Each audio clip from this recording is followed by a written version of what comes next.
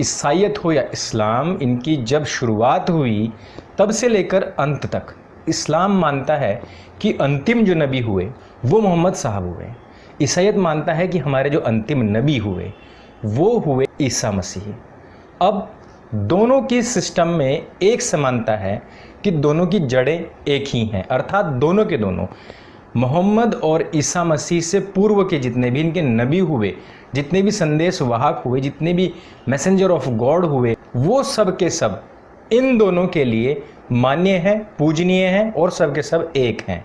इनकी जितनी भी पूर्व की पुस्तकें हैं उन सब में ये कहा गया है कि ईसा मसीह भी आएगा और उसमें ये भी कहा गया है कि उसमें मोहम्मद भी आएगा।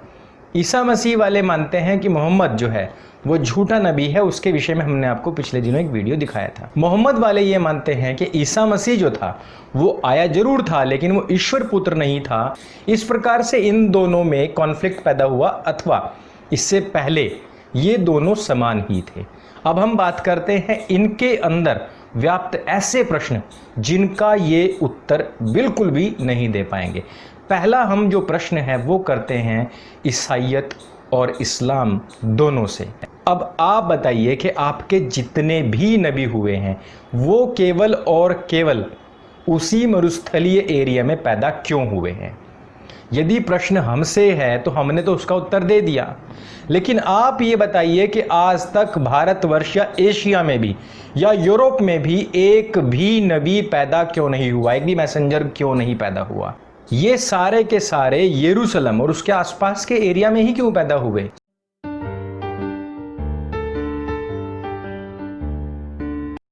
बहन का सवाल है कि प्रॉफिट्स मिड एशिया में भेजे गए हैं, यूरोप में भेजे गए, दिगर ममालिक में भेजे गए, इंडिया में क्यों नहीं भेजे गए?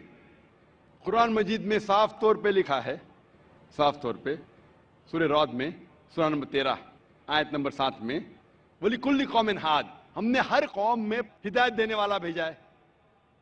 साफ तौर पे लिखा है कि अल्लाह सुब्हानहू व तआला ने हर कौम में पैगंबर भेजा। और हदीस में आता है कि मोहम्मद सल्लल्लाहु अलैहि वसल्लम फरमाते कि अल्लाह सुब्हानहू व तआला ने सारी दुनिया में 1,24,000 पैगंबर भेजे, लेकिन नाम से जिक्र कुरान मजीद में सिर्फ 25 का है। नाम से जिक्र कुरान मजीद में सिर्फ 25 का है, लेकिन कुरान मजीद में अल्लाह ताला फरमाते हैं सूरह निसा सूरह नंबर 4 आयत नंबर 164 में कि कुछ पैगंबर के बारे में हम जिक्र करते हैं, कुछ पैगंबर के बारे में नहीं। तो सारे पैगंबर का जिक्र करना कुरान मजीद में जरूरी नहीं, तो ये कुरान मजीद इतनी बड़ी किताब हो जाती, बिल्डिंग से भी बड़ी, इतनी छोटी किताब जब आज अक्सर इंसान नहीं पढ़ते, तो अल्लाह ताला ने ये कुरान मजीद टेलीग्राफिक मैसेज, शॉर्ट में इंसानियत को हिदायत दी है, इट्स अ टेलीग्राफिक मैसेज। लेकिन इसमें यह कहा गया है कि हर कौम में हमने पैगंबर भेजा, हर कौम में, ताकि कोई ये नहीं कह सके कि मुझे पैगाम नहीं मिला। इंडिया में भी अल्लाह ने पैगंबर भेजे हैं, नाम से हम उनका जिक्र नहीं जानते, नाम से उनका जिक्र कुरान मजीद में नहीं है। लेकिन एक बात मैं जरूर कहना चाहूंगा कि जितने पैगंबर, आखिरी पैगंबर मोहम्मद सल्लल्लाहु अलैहि वसल्लम के पहले आए, उनका पैगाम महदूद था सिर्फ उन लोगों के लिए जहां उनने पैगाम दिया। जितने पैगंबर भी आखिरी पैगंबर मोहम्मद सल्लल्लाहु अलैहि वसल्लम के पहले आए, उनका पैगाम महदूद था सिर्फ उन लोगों के लिए। लेकिन क्योंकि मोहम्मद सल्लल्लाहु अलैहि वसल्लम आखिरी पैगंबर है और इसके बाद कोई भी पैगंबर नहीं आएंगे, इसका जिक्र है सूरह अहज़ाब में सूरह नंबर 33 आयत नंबर 40 में कि मोहम्मद सल्लल्लाहु अलैहि वसल्लम आखिरी पैगंबर है।